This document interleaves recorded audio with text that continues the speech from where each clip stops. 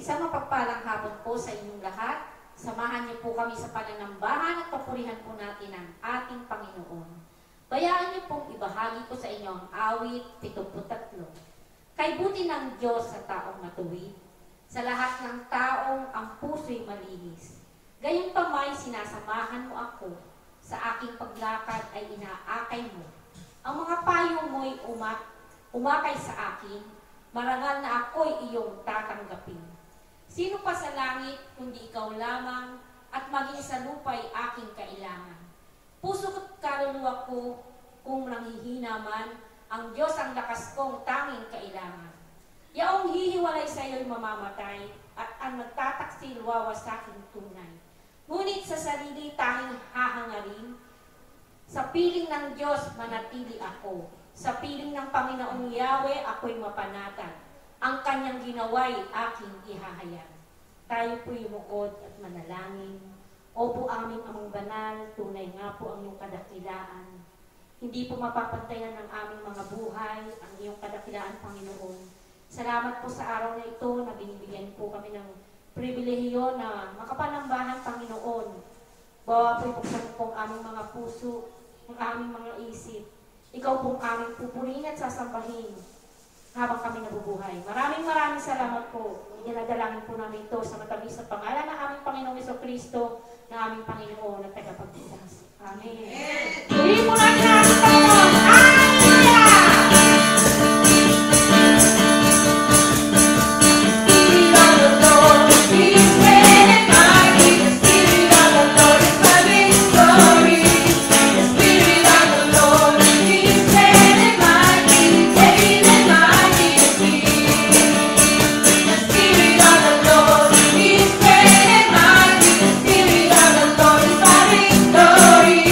The Spirit of the Lord.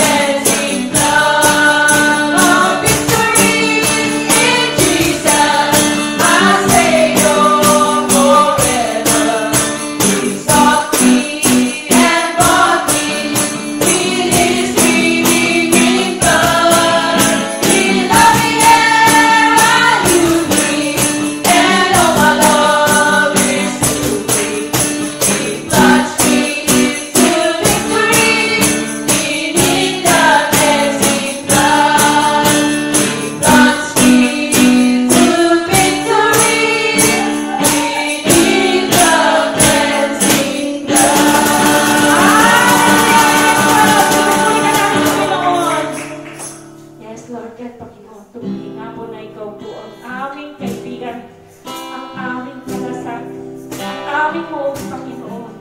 Maraming salamat po sa araw na ito, aming Ama. Hallelujah. Hallelujah.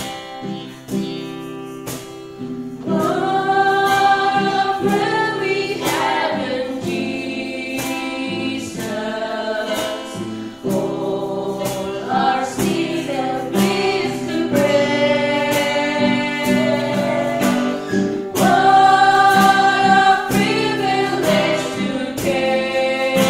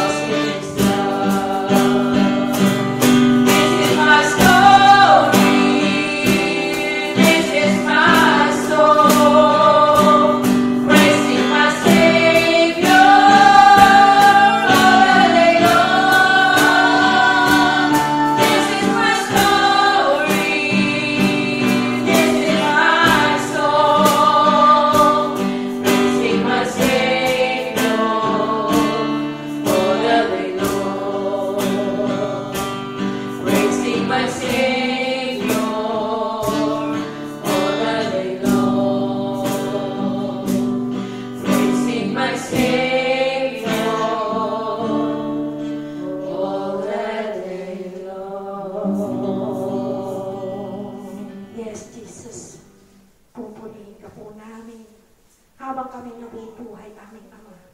Sapagkat ikaw po ang Diyos ng mga Diyos, ang hari ng mga hari, Panginoon, na wala nang iba kundi ikaw lamang aming Ama.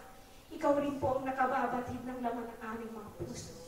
Ang aming mga buhay, Panginoon, kung kailan kami at hanggang kailan kami dito sa mundo, Panginoon. Salamat po sa kabutihan, sa pagmamahal sa bawat isa sa amin, na hindi po kami karapat-dapat sa iyong pag-ibig, aming Ama. Ngunit inibig mo po ang bawat isa sa aming Panginoon. Maraming salamat po. Hindi po mababayaran ng aming mga buhay ang iyong kabutihan, Panginoon. Sa araw kong ito, bubuksan mo po ang aming mga puso't isipan, Panginoon, na nawa po'y tumimo ang aming maririnig at maisapabuhay po namin ito sa araw-araw, aming Ama. Gabayan mo po kami ng iyong spiritual na pag-ibig, aming Ama. Ikaw lamang ang Diyos, ikaw ang pag-ibig, ikaw ang kaligayahan. Dinadalangin po namin ito sa matamis na pangalan aming Panginoong Jesucristo na aming Panginoon at Tagapagligtas. Amen.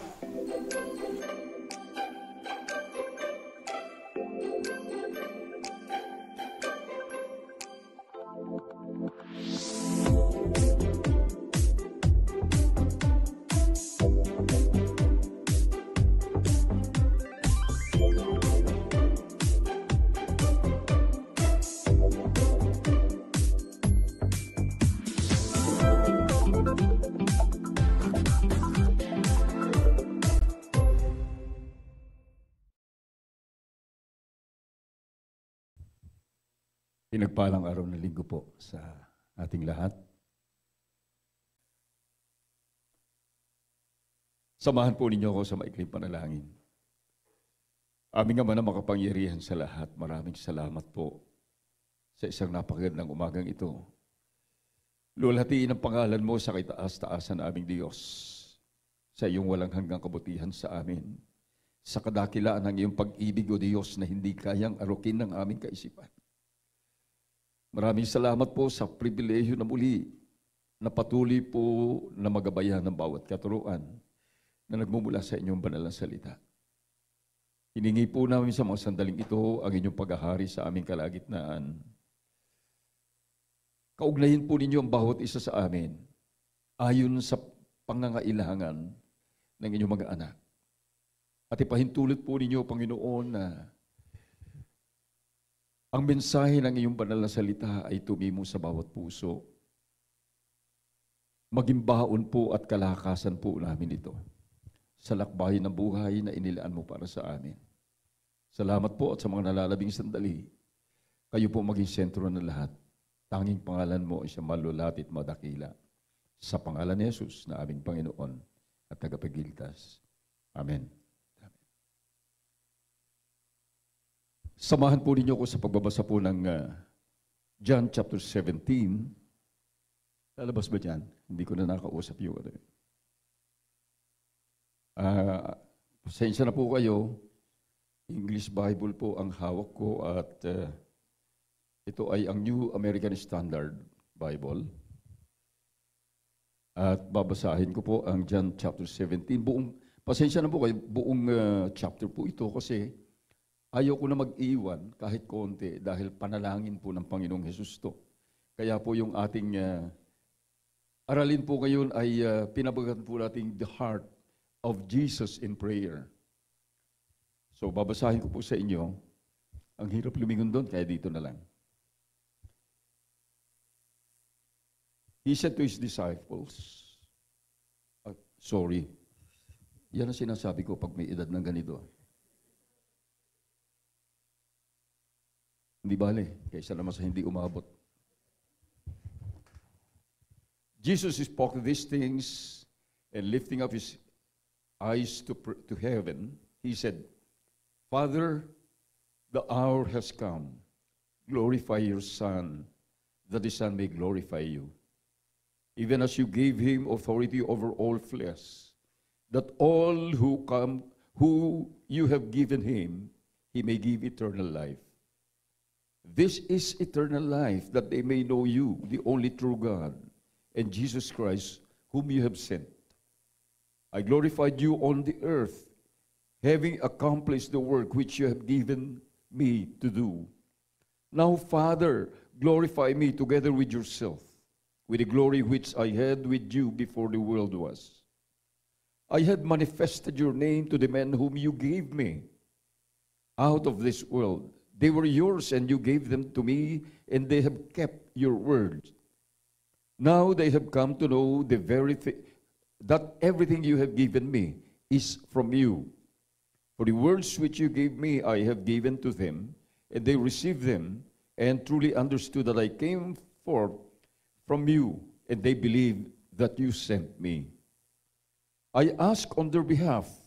I do not ask on behalf of the world, but of those whom you have given me, for they are yours, and all things that are mine are yours, and yours are mine, and I have been glorified in them. I am no longer in the world, and yet they themselves are in the world, and I come to you, Holy Father, keep them in your name, the name which you have given me, that they may be one, even as we are.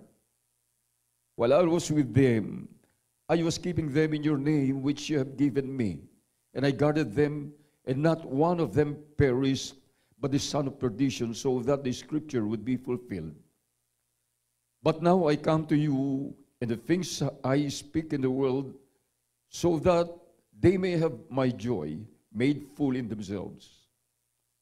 I have given them your word, and the world has hated them, because they are not of the world, even as I am not of the world. I do not ask you to take them out of the world, but to keep them from the evil one. They are not of the world, even as I am not of the world. Sanctify them in the truth. Your word is truth. As you sent me into the world, I also have sent them into the world. For their sake, I sanctify myself, that they themselves also may be sanctified in truth. I do not ask on behalf of these alone, but for those who also believe in me through their word, that they may all be one, even as you, Father, are in me and I in you, that they also may be in us, so that the world may believe that you sent me. The glory which you have given me, I have given to them, that they may be one, just as we are one. I in them, and you in me, that they may be perfected in unity, so that the world may know that you sent me and love me, even as you have loved me. Father, I desire that they also, whom you have given me, be with me where I am, so that they may see my glory which you have given me. For you loved me before the foundation of the world. O righteous Father, although the world has not known you, yet I have known you, and these have known that you sent me, and I have made your name known to them, and will make it known, so that the love with which you love me may be in them, and I in them. Ito po mga talatang ito lahat ay panalangin po ng Panginoon para lamang po mabigyan natin ng konting background po. Kung nabasa po natin ang John chapter 16, ang huling bahagi po, particularly verse 33, sinabi po ng Panginoon doon, nagbigay po siya ng parang proclamation, yung pagwawakas niya ng kanyang turo sa chapter 16 po ay parang shout of victory. At ang sabi niya, these things I have spoken to you, so that in me you may have peace. In the world you have tribulation, but take courage, I have overcome the world. Yung pong pronouncement of victory niya ito, makikita po natin, encouragement din sa mga ng Panginoong Hesus sa kanyang mga alagad. And this was actually in anticipation of the time that he was about to go to the cross para po harapin na niya yung sentensya ng kamatayan na dapat sana para sa atin. Pero sabi po niya, I have overcome the world, napagtagumpayan ko na. Hindi pa nangyayari. Sabi niya, napagtagumpayan ko na. Kaya makikita po natin, Bagamat mahirap po sa kanyang kalalagayan, dahil nasa kanya rin ang buong human nature, except sin of course, talagang kakilakilabot yung kanyang haharapin. At dito natin makikita na ang Panginoong Hesus po ay nagpasakop ng lubos-lubusan sa kanyang buong buhay, ng kanyang pananatili di sa lupa, nagpasakop ng lubos-lubusan sa kalooban ng Ama sa langit. Wala po siyang itinangi, walang kahit na ano. At sa mga sandali ito, nung po siya mananalangin, ibinuhos niya ang kanyang puso sa panalangin sa Ama sa langit. At dito may tatlong mahalagang concerns po tayo makikita sa kanyang panalangin. Mahalagang mga concerns ng kanyang puso na idinulog niya sa Ama sa langit. Ang una po natin makikita, number one is, Jesus prayed for himself. Na nandun po kanina sa verses 1 to 3. Anyway, nandyan po naman, hindi ko na po babasahin. 1 to 5, Hindi ko na babasahin muli. Dito po, meron tayong mapapansin dito. Ang Panginoon Jesus po ay diretso po that He approached the throne of grace of the Father. Diretso po siya na dumulog sa Ama sa langit at tinawag niya Father. Ito po yung pagpapaalala muna sa atin, una po siguro, at hindi pa po ito yung pinakabuod ng ating pinag-uusapan ngayon, kundi introduction lamang. Dahil gusto kong makita natin, magkaroon tayo ng magandang, malinaw na pananaw po sa panalangin ng Panginoon. Pagpapaalala po sa atin na lahat tayo na totoong ipinagkatiwala ang ating buhay kay Kristo Jesus bilang Panginoon at tagapagligtas, sapagkat naniwala tayo, nanampalataya, tinanggap natin ang katotohanan na Kanyang pinagbayaran sa krus ng Kalbaryo ang lahat ng ating mga kasalanan. Dahil sa ating pananampalataya na yon at nagsuko tayo ng buhay sa Kanya, tinanggap niya tayo at tinanggap din tayo ng Ama sa langit bilang Kanyang mga anak.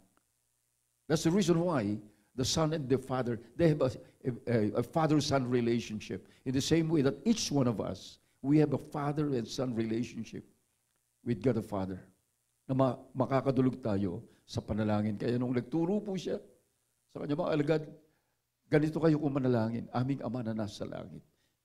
Our Father who is in heaven. Ito po yung kanyang tinuro.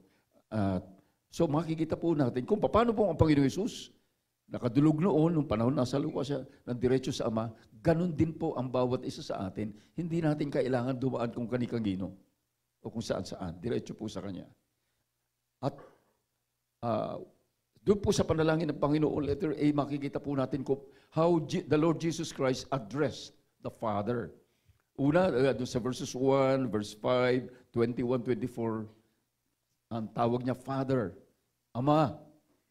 Okay. Sa Tagalog po, marami tayong tawag sa Ama. Ama, Tatay, Daddy, marami po tayong ginagamit. Pero isa po yun, Father lahat yun. Doon po sa verse 11, tinawag niyang Holy Father. Marami pong hindi nakakapansin na ito po yung tawag ng Panginoon Jesus. Pagdating na verse 25, Righteous Father. Pansinin po natin, ito mga tawag niyang ito na ang pag-address niya sa Ama sa Langit.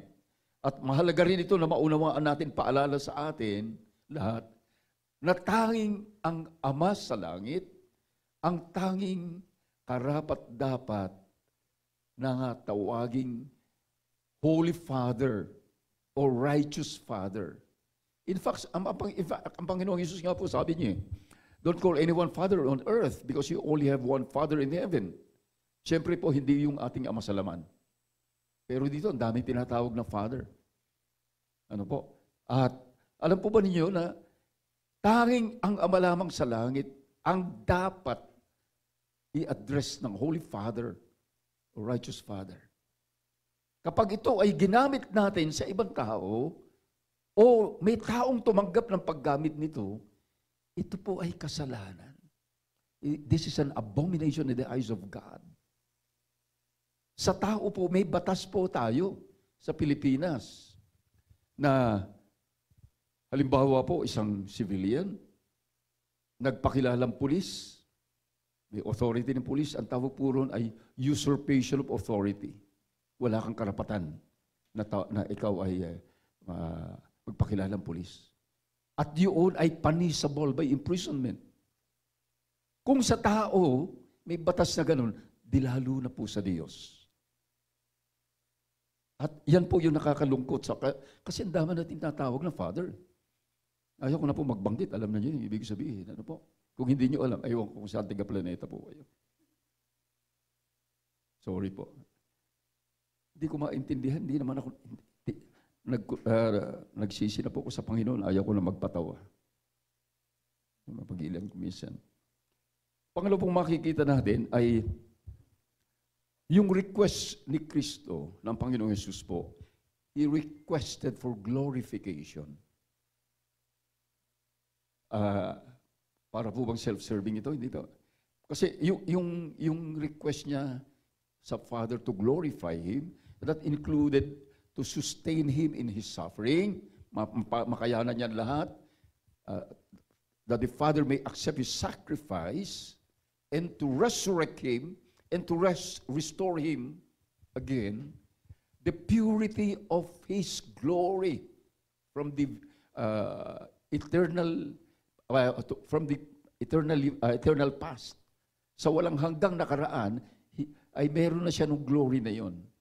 At ito yung kanyang dinudulog sa Diyos. Again, is it self-serving? Hindi po. Kasi ang purpose dito ng request ng Panginoon ay upang sa ganun, sa kanyang gagawin, ay mag-glorify ang Ama sa langit.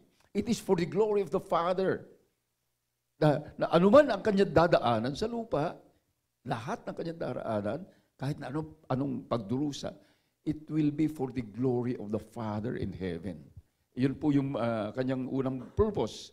At in the same way, that God's wisdom, power, and love might be known through the Son.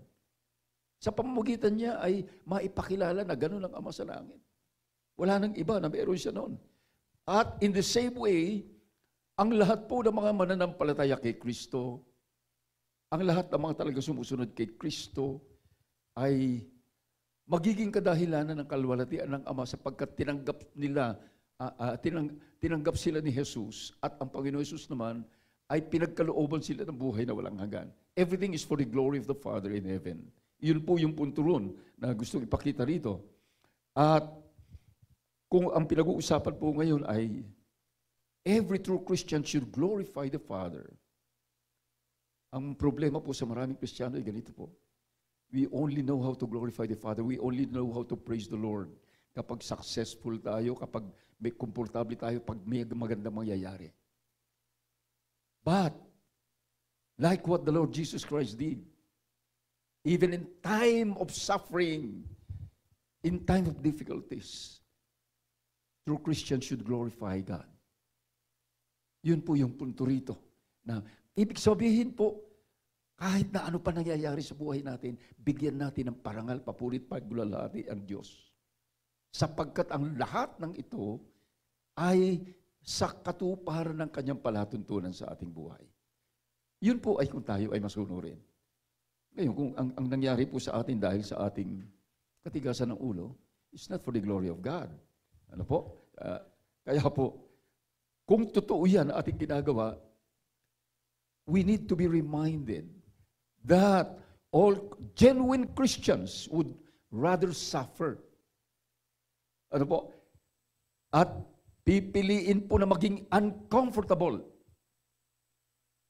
kaysa naman sa makiayon, makigaya sa kalakaran ng sanlibutan. In fact, ito po yung ating patutunguhin ngayon na isang bahagi ng ating binabanggit po rito. Ulitin po natin. We are not supposed to conform ourselves with the ways of the world. Ngunit kung tayo ay sasalungat sa daloy ng buhay sa mundo, natural po, we will be uncomfortable and in a way, we'll be suffering. Actually, sinabi po na Bible yan, Romans chapter 12. Romans 12, verse 2. Pansinin po natin yung sinabi ron. Alam mo dyan? Sige po. Do not be conformed anymore to the ways of this world, but be transformed in the ways, be transformed in your mind. Magbago na kayo ng kaisipan. Yun po yung, sorry po, pag inabot yung ganitong edad, talagang magiging malilimutin na rin. Ano po? Yung, sabi po na verse 2, ng Romans, ito na nga ba sinasabi ko? Sabi po na Romans 12 verse 2, and do not be conformed to the ways to this world, but be transformed in the renewing of your mind, so that you may prove what the will of God is, that which is good and acceptable and perfect.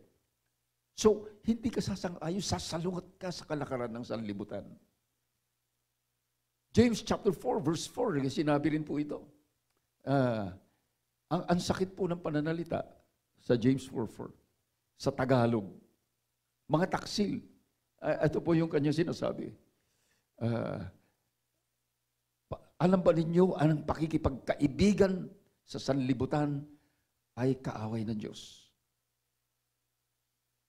At yan po, problema ng maraming Kristiyano. Kaya po, kung tayo ay sasalungat sa takbo, sa daloy ng sanlibutan, tayo po ay kamumuhian. Ngunit sa ikaluluwalhati ng Panginoon.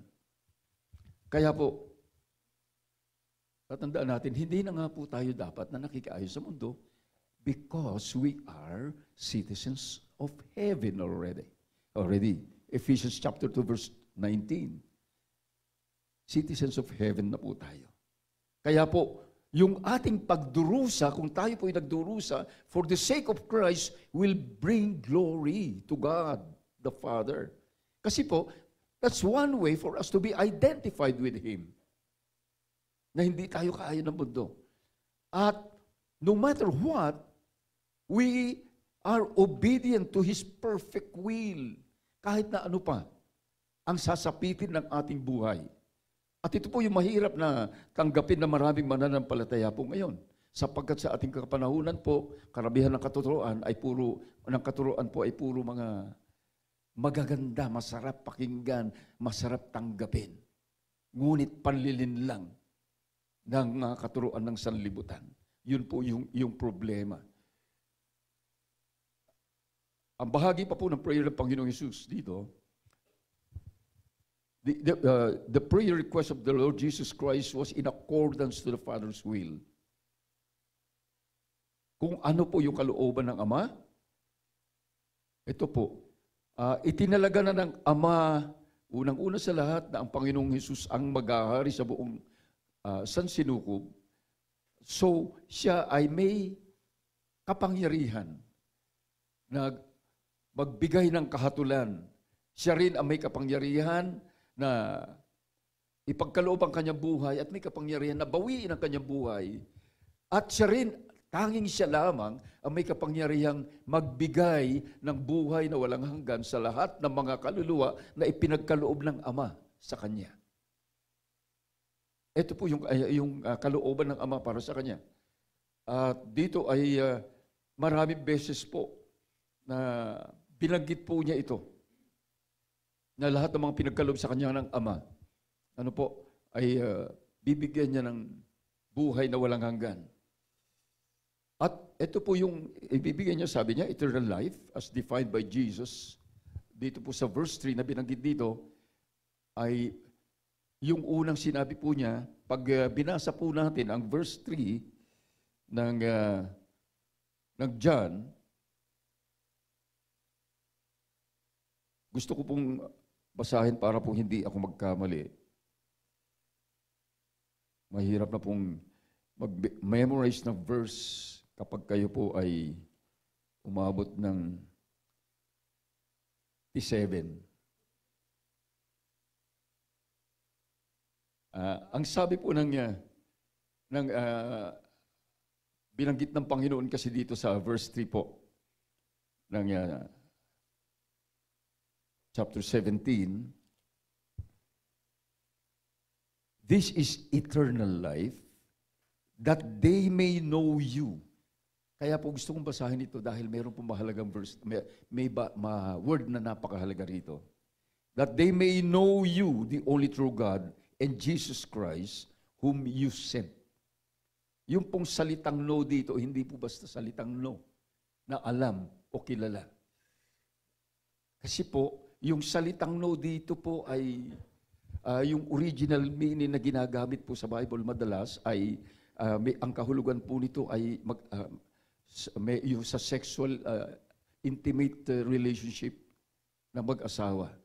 Ano po? So yung relationship po na ito, knowing God is having an intimate personal relationship with Him. So hindi lang basta kilala mo ang Ama, kilala mo ang Anak. Talagang iisa kayo. And that relationship is continuous and dynamic. And that is the very core of our life. Yun ang pinakabuod ng ating buhay.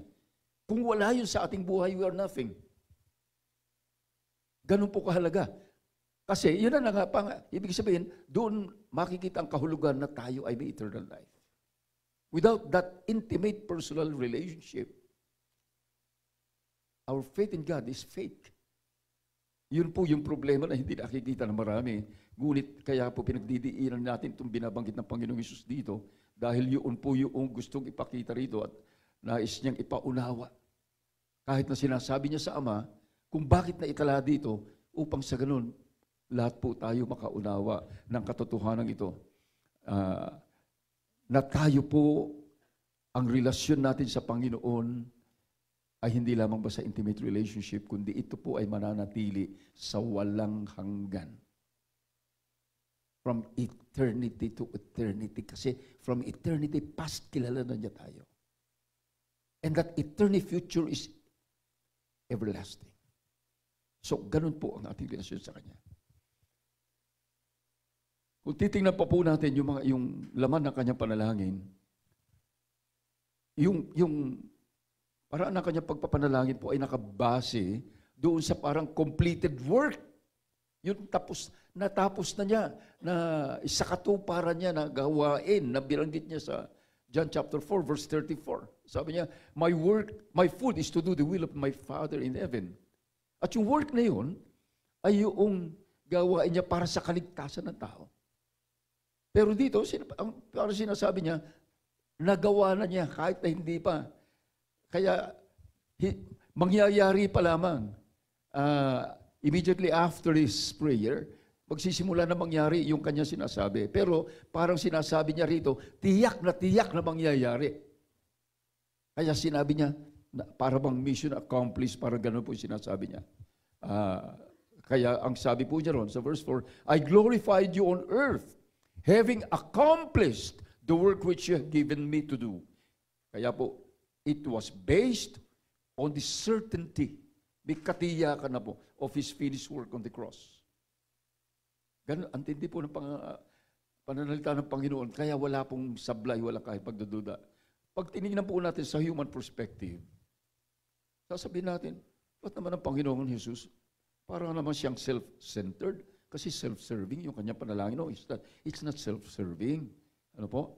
He was actually saying that the Father is glorified with His obedience in His suffering and death on the cross. And that is the perfect will of the Father. At kapag nag-glorify ang Ama sa kanyang ginawa, siya rin mismo ay nag-glorify din. At yung reality na ito ay the same glory na tatanggapin ng bawat isang ipinagkaloob ng Ama sa anak. Tayo po yun. At ang anak naman, pinagkalooban ng buhay na walang hanggan. By doing that, the Father is also glorified through us. Kaya makita po natin yung flow ng kanyang sinasabi.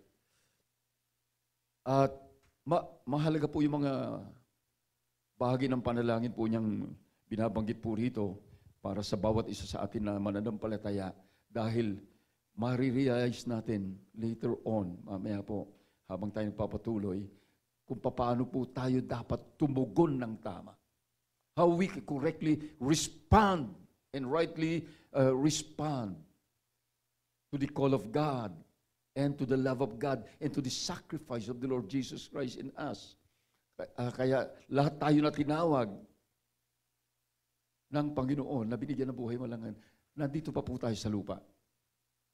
Hindi pa po tayo kinuha. At ang nais ng Panginoon ay maisakatuparan ang palatuntunan niya sa bawat isa sa atin. At habang unti-unti po nangyayari yun, sa buhay pa lamang po natin dito, we are supposed to be giving glory to the Father in every aspect of our life. Yun po ang dapat na mangyari sa ating buhay ngayon. Pangalawa po na concern niya sa prayer ay yung prayer niya sa mga apostles na nasa verses 6 to 19. Doon sa book of Luke chapter 6 po ay mababasa po natin doon na nanalangin po muna siya at pagkatapos siya manalangin, tinawag niyang isa-isa yung kanyang mga alagad. Sa madaling salita po, ipinanalangin muna niya sa Ama yung pagtawag niya kung sino mga tatawagin niya na kanyang mga alagad. At matapos po yun, in the course of His ministry on earth, patuloy niya ipinapanalangin ang kanyang mga alagad. At nung nasa langit na siya, hindi lang yung mga alagad ang kanya ipinapanalangin, kundi ang lahat ng mga totoong nananampalataya sa kanya.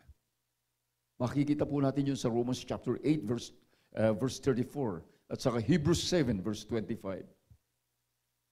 So the Lord's prayer of intercession, makikita po natin, reveals Jesus' primary concern and love for His apostles and for all genuine Christians. Makikita po natin dito na sa buong panahon ni Kristo, dito sa lupa at sa langit, ang laman ng kanyang puso ay ang lahat ng mga pinagkaloob sa kanya ng Ama. And that's something ibang kahirap ma-imagine, pero grabe po ito. Paano ka tatalikod? Paano mo tatraidorin ng Panginoon? Paano ka magtataksil? Hindi, mahirap pong isipin po yun. Okay, doon po sa panalangin ng Panginoon sa kanyang mga alagad, sabi niya, this little flock of disciples was given to the Father was given by the Father to the Son. Galing sa kanya. Lahat yung mga alagad na yon. Hindi basta pinulot ni Jesus yung mga yon.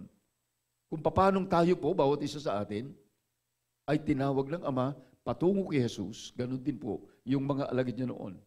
Nandun po sa verse 2, verse 9, verse 24.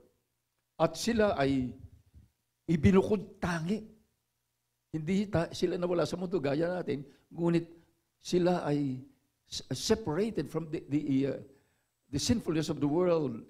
At yun po ay mula sa eternal knowledge, eternal wisdom, at eternal choice ng Ama sa langit. At sila ay regalo ng Ama kay Jesus. In the same way, tayo rin po ay regalo ng Ama kay Jesus. At lahat ng mga lumapit kay Jesus na may pananampalataya, nakilala natin ang Ama sa pamamagitan ni Jesus. Kaya po yung mga nagsasabi, nakilala nila ang God the Father, pero walang relasyon kay Kristo Jesus, hindi po totoo yun. That's just an imagination. Creation lang ng kanilang malikot na guni-guni. Kaya po kung kanilang picture yung pinapakita nila. Yun po yung problema ron. Nung binigay tayo ng Ama kay Jesus, ipinakilala naman ni Jesus tayo sa Ama. Kaya nakilala natin. Ano po? At ito ang dahilan na tayo ay naging totoong mga anak niya. Paano po nangyari yun? Nung ibinigay po tayo, ang nangyari po, tinanggap natin ang kanyang salita. Ang kanyang salita ng buhay, nanampalataya tayo, at sumunod tayo, nagpasakop tayo sa kanyang salita, sa kanyang kalooban. So, hindi lamang po sila, that includes every one of us who has truly surrendered his life to the Lord Jesus Christ. Kaya po siguro tayo nandito ngayon. Doon po sa first time na nandito, hindi po aksidente na nandito po kayo. Tama po, may ginamit ang Panginoon para kayo po ay anyayahan dito. Ngunit ang totoo po ay galaw ng Panginoon, ng Ama sa langit. Kung bakit kayo narito. Kasi ang dali magdahilan eh. Naku, umuulan. No? Naku, may gagawin pa ako. But then you're here. Kung ayaw ng Panginoon na nandito kayo, paglabas nyo ng bahay, natapakan nyo yung pako, natusok kayo, diretso kayo sa ospital. Pero hindi po.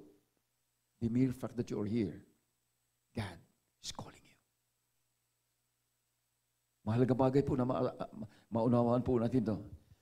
At dahil po dito, dahil binigay tayo ng Ama, dahil sa Kanyang salita, we are being assured that we belong to the eternal kingdom of God. Dahil nagawa nating sumunod at magpasakop sa Kanyang salita, sa Kanyang kalooban, kahit mahirap kung minsan. Ito po yung totoo. Ano pa po laman nun? Yung specific prayer ng Panginoon po, particularly doon sa mga dinala ng Ama sa anak, pansinin po natin, it was not for the entire human race, yung kanyang panalangin. Siguro maganda ulitin natin basahin yun in verse 9. Sabi po na verse 9, pansinin po natin mabuti ito, napakahalaga po.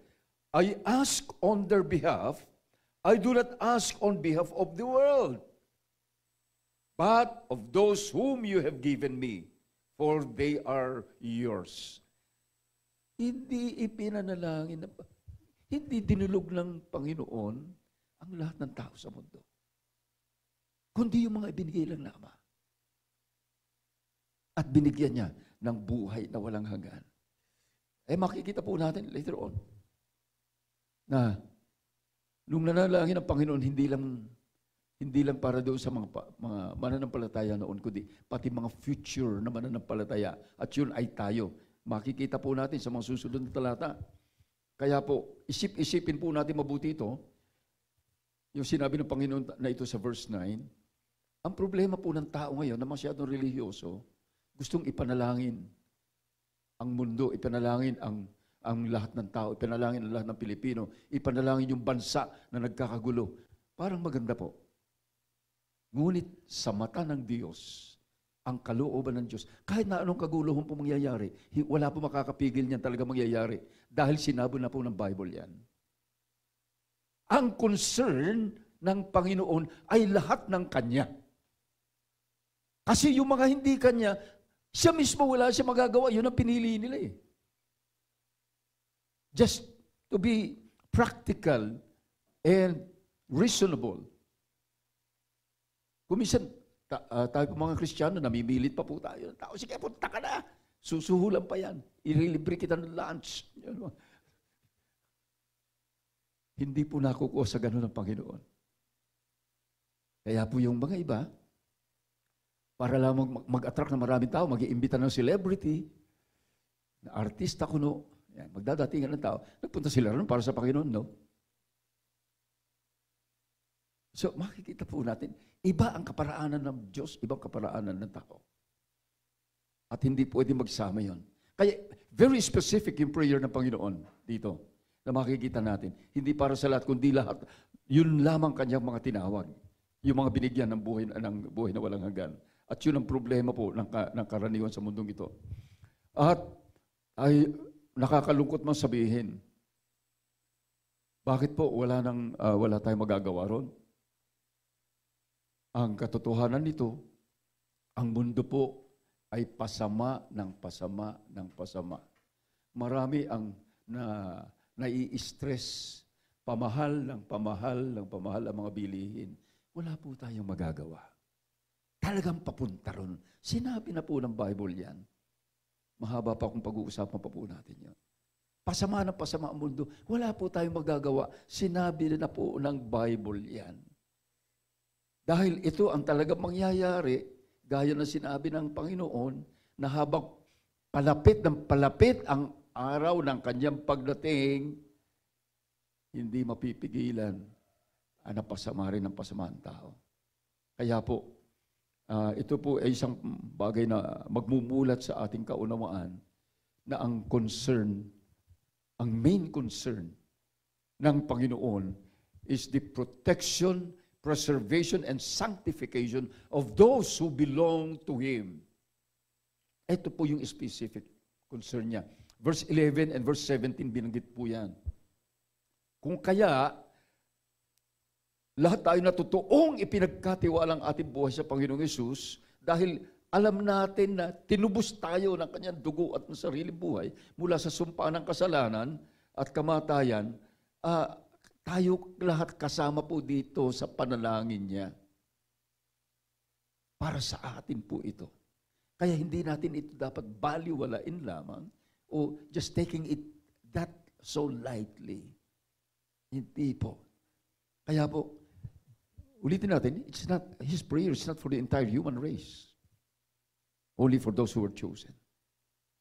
Only for those who belong to the kingdom of God. And not for those who rejected the gospel. Because wala na po tayong magagawa. They are doomed to eternal fire.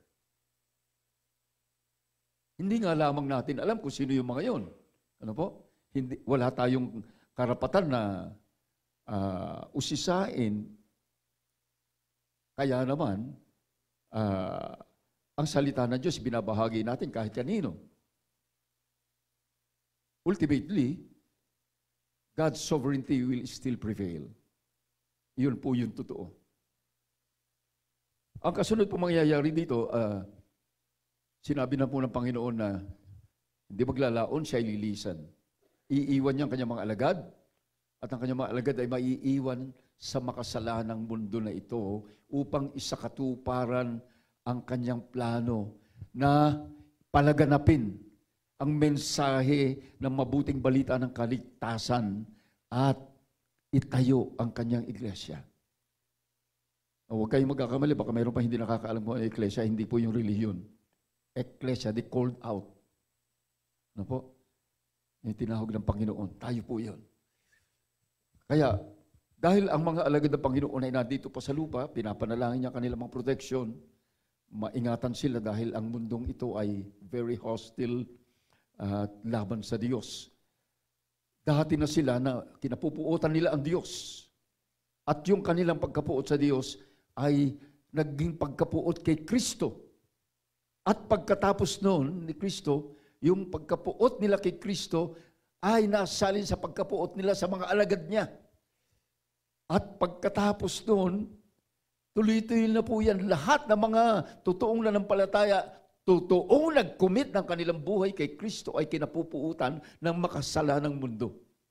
We are hated by this evil world. Maaring hindi natin masyadong ramdam kasi maraming tao mapagpanggap. Nakangiti sa'yo. Pero totoo na eh. Di mo lang alam bruha ka. Yan ang nasa loob niya. Kaya expected na po yun. Binanggit po ba ng Bible yung sinabi po? John chapter 15, verses 18 and 19. Dito na lang ako pupunta. If the world hates you, you know that it hated me first before it hated you. If you were of this world, the world would love its own. But because you are not of the world, but I chose you out of this world, because of this world hates you. Kapupuutan ng tao. 1 John 3:13.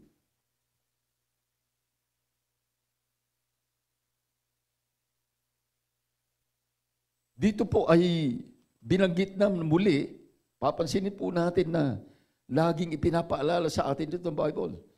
1 John 3, verse 13. Do not be surprised, brethren, if the world hates you. Huwag na kayo magtaka. Pero yung iba nagtataka. Oh, hindi naman totoo yan. Sinasabi ng Bible, wala naman nagagalit sa akin. Okay. What's up? Magabang tayo. Kasi, ang malaking katanungan doon, papaliwanag ko po. Kasi at this point in time, sa ating panahon ngayon, ay marami ang nagsasabing sila'y Kristiyano at talagang hindi nakakaranas ng pag-uusig o ng persecution. At least dito sa Pilipinas. Ano po? Yung po mga ibang kapatiran sa Japan, nagtataka sila sa trabaho, wala naman silang ginagawang masama, ang babait nila, pero bakit mainit ang dugo sa kanila? Ng mga katrabaho nila. Alam ba niyo kung bakit? Kasi, yung mga tao na nasa kanila, merong, ewan kung ngayon lang nyo maririnig ito, akala nyo Anghel de la Guardia lang ang meron? May mga taong merong Demonyito de la Guardia.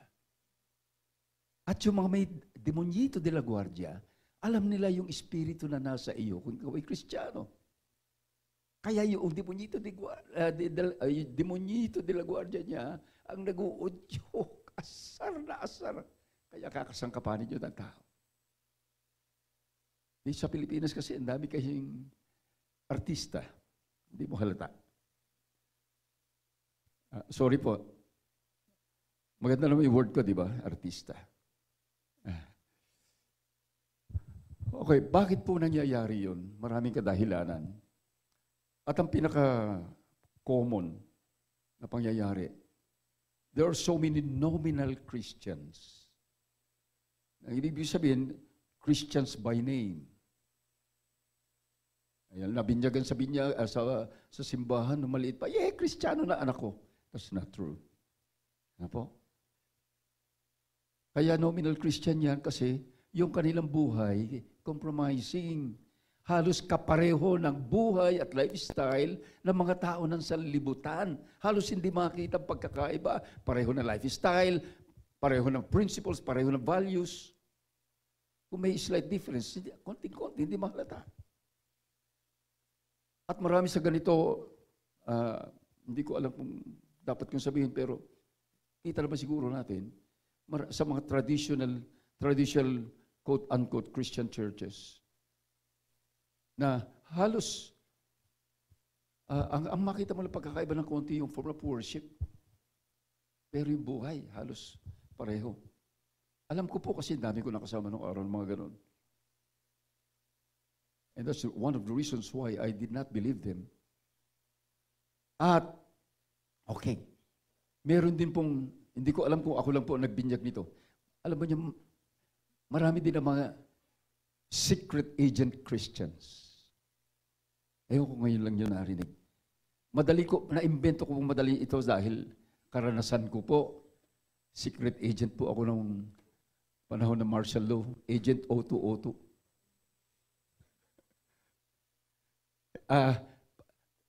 Totoong secret agent. At hindi yung secret agent na ala James Bond. Sini lang po yun. Sa totoong buhay, hindi po ganun. Ano po? Kasi ang totoong secret agent, hindi ka kilala na ikaw ay agent, na ikaw ay sundalo. Long hair, naka-civilian, walang mapapansin na pagkakaiba. May bigote pa ako nun. Ano? Kasi ang trabaho ng secret agent, spy sa kahit kanino. Noong pong panahon namin, nakisalamuha po ako sa mga NPA, hindi ako kilala. Nakukuha ko yung impormasyon, wala silang kaalam-alam. Napapasok ko ang pugad ng mga NPA, hindi ako kilala. Dahil pag nakilala ako, pak! Nakikisalamuha ko sa mga matataas na opisyal ng gobyerno, mga general din, mga ano, hindi nila alam ang aking personality. Yun po yung secret agent. At maraming secret agent ng panahon ng martial law na namamatay, pinapatay. Totoo po ito ha. Sa Mindanao kasi, marami ang secret agent. Naka-civilian, long hair, at wala kang mapapansin. Ang pagkakaiba po, yung barel nakaganyan, nakalabas. Paparan ng sakyan, para nakikita yung barel. Pak! Patay! Siyempre, kita ng kalaban. So, ano yung sinasabi natin? Ang totoong secret agent sa buhay, pag nakilala, patay.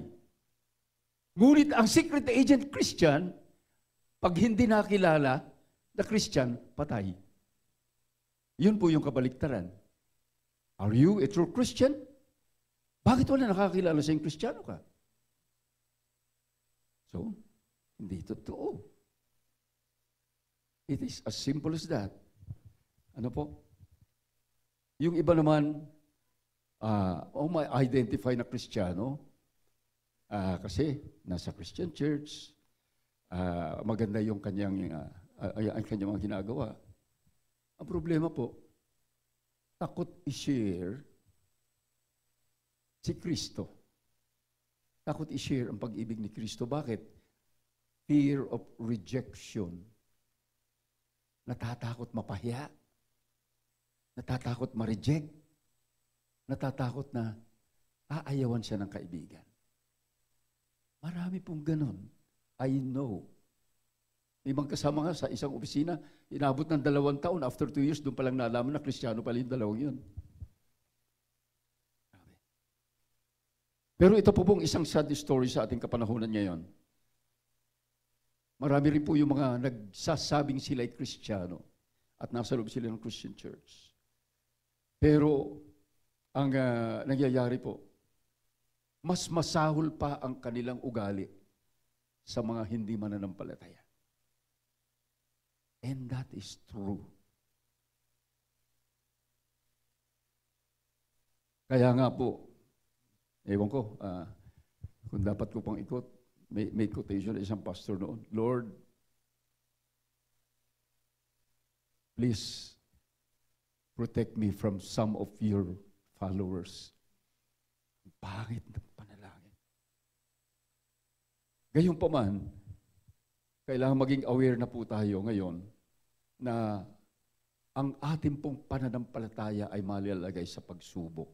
Nagsisimula na po sa buong mundo at marami na ang nangyayari po ngayon na ganito po. Na sinabi na po ng Bible Dumarating na po itong panahon na ito. Babasahin po natin sandali ang 2 Timothy chapter 3. Ito na po yung mangyayari ngayon. 2 Timothy chapter 3 verse 1. But realize this, that in the last days, difficult times will come. Ano po yung difficult times na yun? Verses 12 and 13. Sabi po, indeed, all those who desire to live godly in Christ Jesus will be persecuted. But evil men and impostors will proceed from bad to worse, deceiving and being deceived. At nagsisimula na po mangyari ito. Ano po yung sinasabi natin? Magtaka na tayo, bakit lahat naman mabait sa akin? Parang wala namang problema. Ay baka tayo may problema. Dahil ito'y mangyayari, ay in anticipation to that, ang prayer ng Panginoong Hesus, protection and sanctification ng lahat ng mga kanya at mga binigay ng Ama sa kanya. Na hinirang na bago palalangin ang mundo. Nandito po sa verse 10 kanina. Nung sinabi niya, all things that are mine are yours and yours are mine, and I have been glorified in them. Dahil pag-aari tayo ng Ama, pag-aari tayo ng Anak, at tayo ay at siya ay maluluwalhati sa pamagitan natin, kaya ang kanyang panalangin, ingatan tayo. Hindi tayo ingatan na hindi mamamatay, hindi po yun. Ingatan tayo na tayo ay masadlak sa kasamaan o maagaw ng kasamaan sa mundong ito. Ngayon po, nasa church age tayo sa ating kapanahonan ngayon, it is now the Holy Spirit that glorifies the Son. Sinabi ng John 16 yun, verses 13 and 14. And all true believers, lahat ng mga totoong mananampalataya naman, they're supposed to glorify the Lord Jesus Christ. Ephesians chapter 1. Ephesians 1 verses 11 and 12. Ito po sinasabi. Also, we have obtained an inheritance having been predestined according to His purpose, who works all things after the counsel of His will, to the end that we who were the first to hope in Christ would be to the praise of His glory. Inilaan niya tayo para magbigay ng kalulatian sa kanyang pangalan. Kaya po yung words of comfort ng Panginoong Hesus sa mga alagad po niya ay expected nila na magdadala ng great joy sa kanila maging sa panahon ng pagdurusa. Kasi marirealize nila later on na nagapi na pagtagumpayan na ni Jesus ang sanlibutan at naghihintay na ang walang hanggang kalwalhatian sa kaharian ng Diyos. Kaya kung darating sa panahon na tayo ay naghihirap na rito, nagdurusa dahil sa kasamaan ng mundong ito, ang magbibigay ng kalakasan sa atin, we are expecting to be with God's eternal glory at any time. Walang kapantay po yun. It is beyond the imagination of man, the kind of glory that we will enjoy in His kingdom. Di po kayang, walang description na kaya ng tao. Kaya nga po, bagamat si Jesus po ay aalis na sa mundo ng panahon na yon, maiiwan yung kanyang mga alagad dito po sa lupa, sa gitna ng panganib at mga oposisyon. Ngunit sila ay mapipreserve in the midst of conflict. Again, na-preserve nga ba sila? Na-preserve po sila, pero hindi po ibig sabihin hindi sila namatay, pinatay nga sila eh.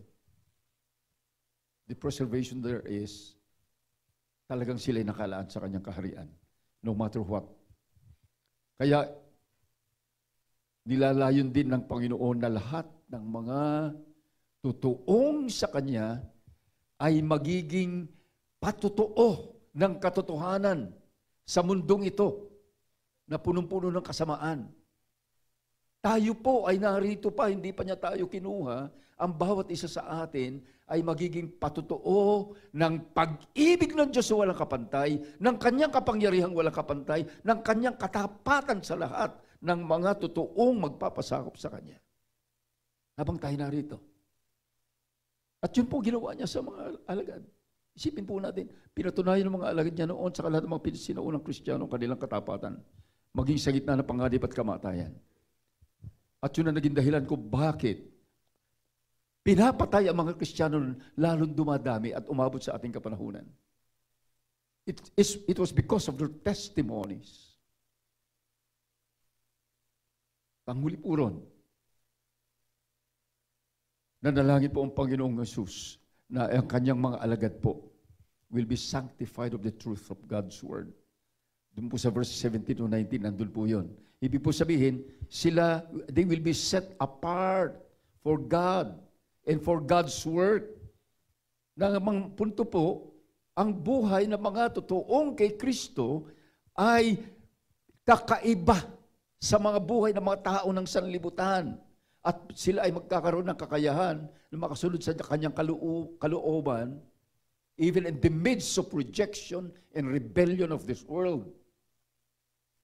At kaya nga po, ang buhay Kristiyano, yan yung kasabihan na lagi natin sinasabi. Christianity is not a bed of roses. Even roses have thorns. Nadagdagan na ng kakaiba. Kaya nga po, kung paano pong isinugo ng Ama si Jesus for mission dito sa mundo. Ganon din ang kanyang mga alagad po at mga totoong mananampalataya ay isinugo rin po tayo for the same mission. Sinugo tayo ng anak upang sa ganon makilala ng mundong ito ang Ama sa langit. Tayo. Ginawa siya mga alagad. Ginawa ng Ama sa anak, ginawa ng anak sa kanyang mga unang alagad, at ginawa ng mga alagad patungo sa atin, at tayo ngayon na narito ay makikilala ng sanlibutan ang Ama sa langit, supposedly sa pamamagitan natin at hindi kang kanino.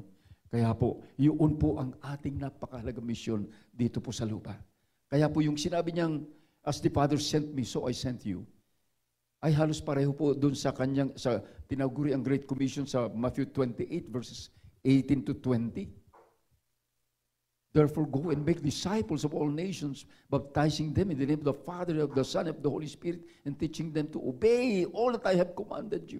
And lo, I will be with you till the end of the age. Sino po yun? Hindi lamang po yung mga alagad, lahat ng pag-aari ng Panginoon. Kaya ang bawat totoong Kristiyano, bawat isa sa atin na totoo, at yung tatawagin pa, kung meron pang hindi tinawag dito, ay kasama po tayo ron. Dapat nating tingnan ang ating sarili as a missionary. Pag sinabi pong missionary, hindi po yung tutungo sa ibang bansa. Yung pong pagkaintindi. Ang mission po natin ay ipakilala ang Ama at ang Anak dito sa ating kinalalagyan. Actually, hindi po puro ganun. Okay yung ganun, yung sinasabi natin, kung magtutugma sa ating buhay. Marami po kasi ang pwedeng daldal ng daldal tungkol kay Jesus, ngunit iba ang buhay. Kaya ko po sabihin ito ng diretso kasi ang dami ko nakita ng ganito. Yun po yung mission natin. Kung ano po yung ginagawa natin sa church, that is our ministry, paglilingkod po dito. Ngunit lahat po tayo ang mission natin, ipakilala ang mabuting balita ng kaligtasan sa pamamagitan ng pananampalataya kay Kristo Jesus dahil sa kanyang ginawa sa krus ng Kalbaryo, tinubos ang ating kasalanan ng kanyang dugo. Yun ang mission natin. Ngunit kahit naman hindi puro salita ang ating ginagawa Kasi kung sabi ko, hindi lang para sa mga apostol, para sa ating lahat. Kaya pinanalangin niya ang mga mananampalataya. Ngayon ang gagawin. At kung paano po natin gagawin ito? Sabi ko nga, sa bawat kilos natin sa labas, sa ating pang-araw-araw na buhay, ang totoong mananampalataya ay makikilala. Nakakaiba tayo sa mga tao ng sanlibutan. Kasi tayo mga weirdo. Mga buang niya mga yan. Mga pa-Bible.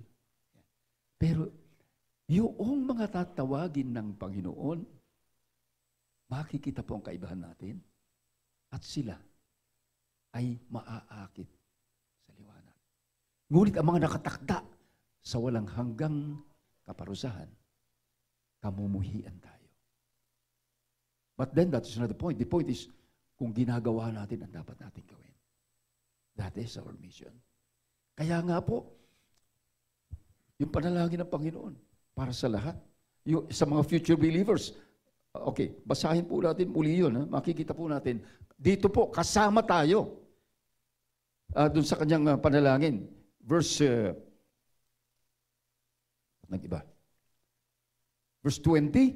I do not ask on behalf of this alone, but for those also who believe in me through their word. Yung mga ipinangaral ng mga apostol patungo sa lahat ng mga nakakilala sa Kanya, sa bawat henerasyon, pasalin-salin, hanggang umabot sa ating kapanahunan. Ito yung, at kumilala sa Kanya, ito po yung mga ipinapanalangin ng Panginoon, kaya kasama na po tayo dito sa pinapanalangin niyang ito. Kaya doon sa final portion ng panalangin ng Panginoon dito, makikita po natin, for future believers na. Yun na po yung number 3 dyan. At sabi ko nga, ay yung mensahe ng kaligtasan na yun ay pinasa na pasa sa bawat henerasyon hanggang sa umabot sa atin at aabot pa sa mga aabutin natin. Kasama po yun sa panalangin ng Panginoong Jesus. Kaya ito po yung church age na mangyayari na po yun, ang ganong pangyayari. So, dahil po makikita po natin yung kanyang turo bago siya umakyat sa langit. Ipinahayag na niya yung gagawin ng mga naiwan niya. At kung papaano na nagawa nila. Acts 1:8, ang sabi, ito yung last declaration ng Panginoon Jesus bago siya umakyat ng langit. But you will receive power when the Holy Spirit has come upon you, and you shall be my witnesses both in Jerusalem, all Judea and Samaria, and even to the remotest part of the earth. Ito po ay sa lahat ng mga binabaan ng Espiritu Santo. At sino po yun? Kailangan po mapaalalahanan siguro tayo muli na ang bawat isa na totoong tumugon sa panawagan ng Panginoon sa pamagitan ng kanyang salita at ipinahayag ang kanyang pananampalataya sa Diyos, siya ay binabaan ng bagong puso at bagong espiritu. And he has the power to proclaim Jesus and the love of God. The good news of salvation. Meron po tayo lahat. Ayan. Napansin po ba niyo, may mga Kristiyano na dati mahiyain? Pagkatapos ay naging madaldal na. Yung iba naman sumobra naman kadaldalan. Kasi that's the power of the Holy Spirit. Hindi po yung power of Holy Spirit ay yung, in Jesus' name! Hindi po yun. Hindi po yun. Kundi yung kakayahan mo, hindi ka natatakot. You have the boldness to proclaim Jesus. You have the boldness to show your love, the love of Christ. Kahit kanino. Kahit dun sa kinaiinisan mo mukha. Dahil ipapadalangin ng Panginoon, bigyan mo ako ng pag-ibig sa tao ito. Asar na asar ako sa pagmumukha niya, patawarin mo ako, Panginoon. Yun. Yun po yung punto ron eh. That's the power. Kaya po sila noon, walang takot yung mga sinauna. Dahil pinanahanan po tayo ng Espiritu Santo kung totoo tayong nananampalataya. At hindi po umaalis ang Espiritu Santo, ini-isnab lang o ini-ignore lang ng maraming Kristiyano na nasa Kanya yon.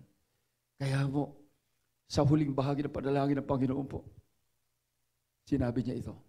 Kaya po, ang bawat pinanahanan ng Espiritu ng Diyos, dumadaloy sa kanyang puso ang kasaganaan ng pag-ibig na yon, na parang tubig sa ilog na dumadaloy.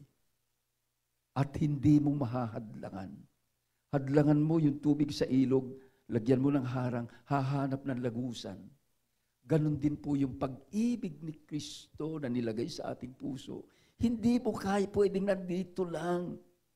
Hahanap ng puso na patutunguhan upang ipadama ang pag-ibig ng Diyos at pagpalain siya ng pag-ibig ng Diyos.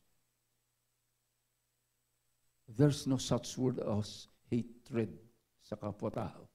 Galit tayo sa masama, pero hindi sa tao. Yun po yung totoo. At malungkot po na hindi yun ang totoo nangyayari. Kaya ang panalangin niya sa lahat ng mga mananampalataya. Unity of love. Hindi po yung unity na unity, magkasama-sama lahat tayo, people's power. Hindi po yun. Unity of love, unity of obedience to God and His Word, and united commitment to His will. Ito po yung tunay na unity. Kaya po yung unity ng lahat ng mananampalataya, spiritual. Lahat ng mananampalataya, everybody belongs to the body of Christ. 1 John 12, verse 13. Kaya po yung unity natin, yung spiritual unity na yon ay makikita sa atin sa nangyayari sa ating buhay. At ang desire ng Panginoon para sa kanyang iglesia, ay kung paano po yung kanyang pagiging isa sa Ama, ay yun din ang pagiging isa natin sa Kanya at pagiging isa natin sa Ama at sa Anak. Kaya po, just imagine, hindi po tayo nabubuhay dito na tayo lang. The Father and the Son lives in us by the power of the Holy Spirit. And we do not know this because actually we know but we ignore. Yun po yung problema. Kadalasan, hindi natin itong binibigyan pansin. Bakit po? Abalang-abala tayo sa mga problema ng sanlibutan. At ito ang kaparaanan ng dyablo para po iligaw ang ating puso at kaisipan. kung paano pong ang ginagawa ng anak noon ay maparangalan at maluwalhati lamang Ama at malugod sa Kanya, ganun din po tayo. Na ang ating iniisip lamang ay kung paano po maparangalan at tayo ay maging kalugod-lugod sa mata ng Diyos. Yun po yung ating buhay. Kaya, the same with Jesus. Our goal as a church, dito po, and as individual Christian, is to do the will of the Father. Yung makilala siya. It is not for us para problemahin po kung i-reject ang Panginoon o hindi. Ang problema po natin, ginagawa ba natin o hindi? It is expected that more people will reject Him. But the point is, have we done our part? Yun po yung problema ron. Kaya po, yung unity of believers po na ito, ay para po talaga makilala ang Panginoon. Ito po yung ating divine mission. At nang sa ganon, lalong maipaunawa sa mundo yung lalim at lawak ng pag-ibig ng Diyos sa lahat ng sangkatauhan. Kaya po tayo nagtitipon-tipon na sa church. Hindi lamang po every Sunday, marami tayong mga activities. Nagtitipon-tipon po tayo, nagwo-worship tayo sa Panginoon. Tatandaan po natin bakit tayo lagi ang ginagawa po natin ito from time to time upang sa ganun maitanim sa ating mga puso at lalo pong mapatibay yung spiritual unity sa ating mga puso at espiritu. Anang sa ganun magagawa po natin maisakatuparan ang layunin ng Diyos at patuloy po na ipalaganap ang kanyang pag-ibig at umaapoy sa ating puso yung pag-ibig na yun na ikinakalat po natin. Hindi po tayo OA. Kasi maraming Kristiyanong OA. Napasayaw-sayaw pa, I love you, brother. Pero pagkatapos nun, iba naman ang nakikita sa kanilang buhay. Hindi po. If that love is genuine, it just comes out naturally. Na walang kaartihan. Hindi lang sa ating sinasabi, kundi sa ating ginagawa. How we treat everyone. Kahit sino pa. Maraming Kristiyano namimili ng ng tinatrato na mabuti. Tatandaan natin, saan patungo ito? Sa simula pa lang sinabi na ng Panginoon. Ang kanya sinabi, you are the salt of the earth. You are the light of the world. Nung sinabi niya ito, ano yung karugtong? Let your light shine before men, that they may see your good works and glorify your Father who is in heaven. Sa madalit salita, si Kristong ilaw, at yung ilaw niya ay nagre-reflect sa atin. At nakikita ng mundo ng liwanag na yun. Ang ating buhay parang kasing nagbibigay ng kahulugan sa buhay ng bawat tao.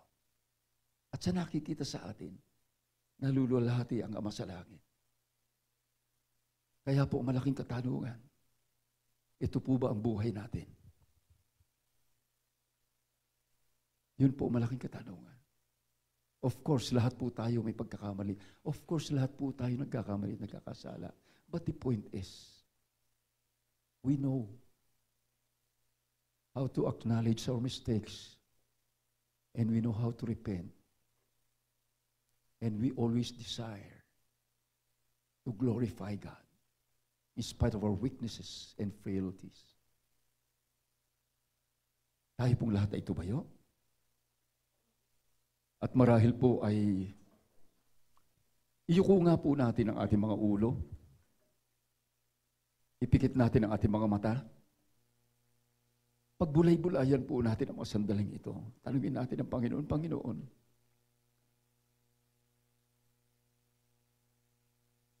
nagagawa ko pa ang kalooban mo sa aking buhay. Panginoon, anong klaseng ilaw ako? Anong klaseng asin ako? Panginoon, totoo ba na ako'y kabilang sa iyong kaharian? At tayo rin ang magsasabi kung Nandun ba yung desire ng ating puso na maisakatuparan ng layunin at palatuntunan ng Diyos sa ikaluluwalhati ng Kanyang pangalan? Tanungin po natin ating mga sarili. At sa mga sandaling ito, bawat isa po sa atin, kaugnayin po natin ang Panginoon. Usapin po natin siya. And it is time for us na marahil po, Panginoon, hindi ko alam ang kakayahan ko na pwede kong gawin. Ngunit ang buong buhay ko ay nakalaan sa ikaluluwalhati na iyong pangalan. Gawin mo, Panginoon, sa akin. Gamitin mo ako sa anumang kaparaanan na naisin mo.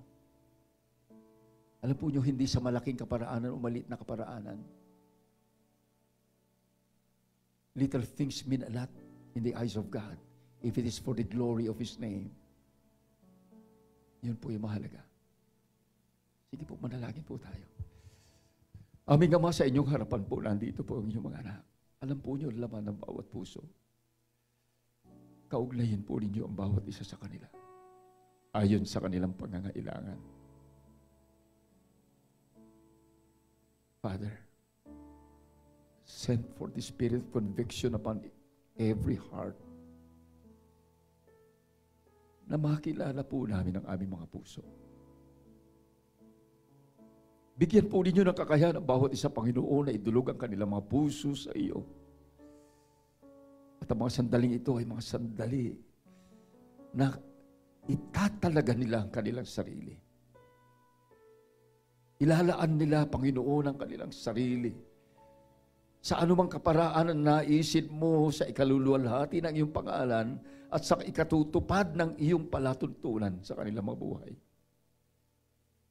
Ama, salamat po. Salamat po.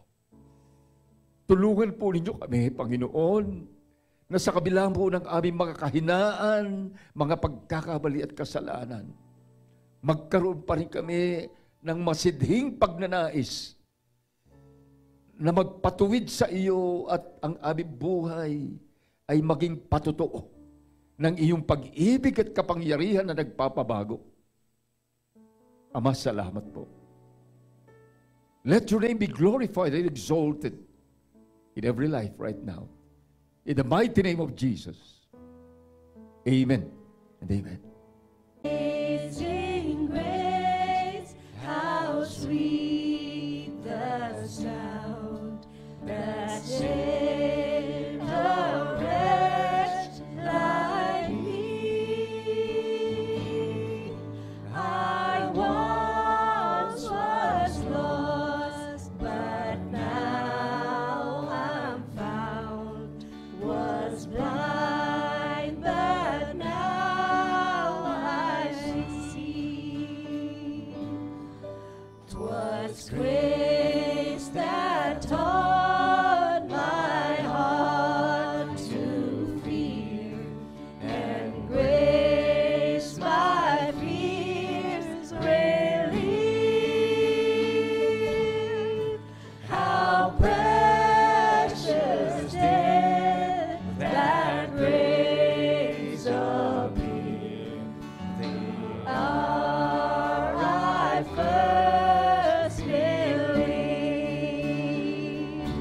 My chains are gone, I've been set free.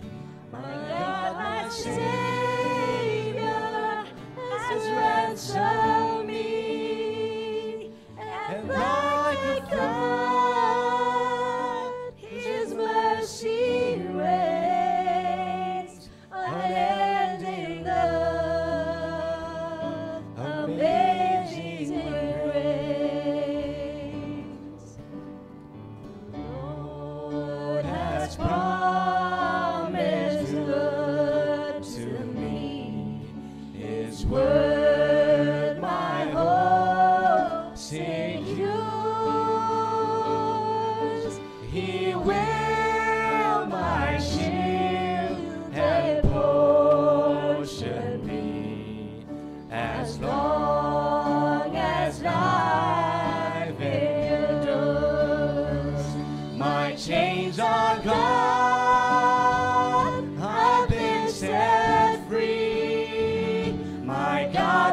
Savior has ransomed me, and like a flood, His mercy reigns, unending love, amazing grace.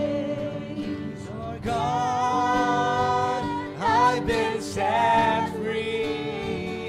My God, my Savior has ransomed me, and like a flood, His mercy reigns, unending love, amazing grace. The earth shall soon dissolve like snow, the sun forbear to shine,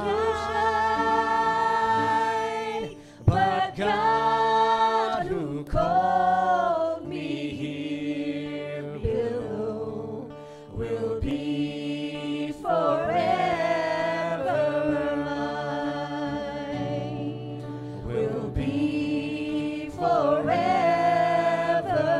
mine, will be forever mine.